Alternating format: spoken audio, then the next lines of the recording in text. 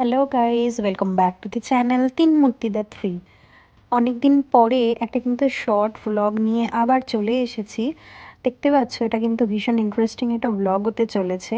তোমরা এখন দেখতে পাচ্ছ যে আমরা রয়েছি টাটা স্টিল অর্গানাইজড 25,000 রান যে প্রোগ্রামটা, সেই প্রোগ্রামে, এবং এটা অল ওভার ইন্ডিয়া ব্যাপী টাটা স্টিল অর্গানাইজ করেছে। বেসিক্যালি প্রত্যেকটা মেট্রো সিটিতেই এই অ্যাক্টিভিটিটা চলছে, যেটা কিন্তু হয়ে গেছে 21 ডিসেম্বর।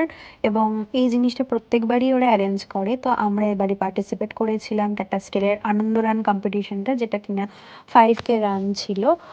তো সেটা তোমরা হেঁটে বা দৌড়ে যে কোনোভাবেই কমপ্লিট করতে পারো, যে টাইম ফ্রেমটা ছিল তার মধ্যে। এবং বেশ অনেকটাই ট্র্যাকটা ঘোরানো হয়েছিল। মেনলি ভেন্যু লোকেশনটা ছিল রেড রোডের কাছে। এবং আমরা স্টার্ট করেছিলাম রেড রোডের ডাফরিন রোড, যে রেঞ্জার্স গ্রাউন্ড পয়েন্টটা, এটা সেই গ্রাউন্ডটাই। সেখান থেকে দেখতে পাচ্ছ বিভিন্ন সেলিব্রিটিরা সেখানে উপস্থিত ছিল, এবং বাইচুং ভুটিয়াও ছিল। তো ও হ্যাঁ, তার সাথে শ্রাবন্তীকেও দেখেছি, আমাদের টলিউড অ্যাক্ট্রেস যে। তো ভীষণ একটা মজা হচ্ছিল। আমরা তিনজনে পার্টিসিপেট করেছিলাম, তিন মূর্তির, আমি, শুভশ্রী, দীপান্বিতা। তো দেখতে পাচ্ছি একটা যেন মেলা মতো বসে গেছিল এই ম্যারাথন দৌড়টাকে নিয়ে। যেমন দেখতে পেলে সাথে সাঁওতালি নৃত্য হচ্ছে, তেমনি বিভিন্ন জায়গায় গ্রাম থেকে এসেছে বেশ মানুষজন, ঢাক ঢোল বাজাচ্ছিল, মানে বিভিন্ন ধরনের অ্যাক্টিভিটি ছিল এখানে। তুমি কখনই বোর ফিল করবে না। এবং এই যে ট্র্যাক রোডটা ছিল, বিভিন্ন জায়গায় স্টেজ করা ছিল, সেখানে আমরা দাঁড়িয়ে রেস্ট নিতে পারছিলাম। এছাড়াও এনার্জি ড্রিঙ্ক প্রোভাইড করছিল বিভিন্ন স্টপগুলোতে। তো ভীষণই মজাদার লেগেছে। আমি তো ফার্স্ট টাইম এটা পার্টিসিপেট করেছি, ইচ্ছে আছে আবারও নেক্সট ইয়ার পার্টিসিপেট করব।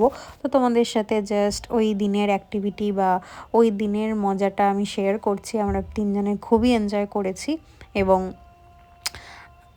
ইচ্ছে আছে পরের বছর নিশ্চয়ই আবার পার্টিসিপেট করব। তো আমি চেষ্টা করব আগের বার, মানে পরের বছর তোমাদের আগে থেকে ইনফর্ম করার কখন রেজিস্ট্রেশনটা হচ্ছে। এবছরের যেমন রেজিস্ট্রেশনটা তোমার 4 ডিসেম্বর অবধি ছিল, তারপরে ক্লোজ হয়ে গেছে, ওপেন হয়েছিল অ্যারাউন্ড নভেম্বরের স্টার্টিং থেকে। তো অনেক দিন পরে এরম একটা ফান লাভিং মর্নিং এবং শীতকালের সকালবেলা ভীষণ এনজয় করেছি। এদিন কিন্তু কলকাতার তাপমাত্রা বেশ কম ছিল, অ্যারাউন্ড 14 ডিগ্রি কাছাকাছি ছিল। তো এবং অসংখ্য মানুষ যোগদান করেছে, যেটা বড় ব্যাপার, যে সিনিয়র সিটিজেন থেকে শুরু করে যারা নন অ্যাথলেট, অবভিয়াসলি সবাই ছিল এই রানটাতে। এরকম কোনো ব্যাপার ছিল না যে তোমাকে দৌড়েই জিনিসটা কভার করতে হবে, তুমি হেঁটেও কভার করতে পারো।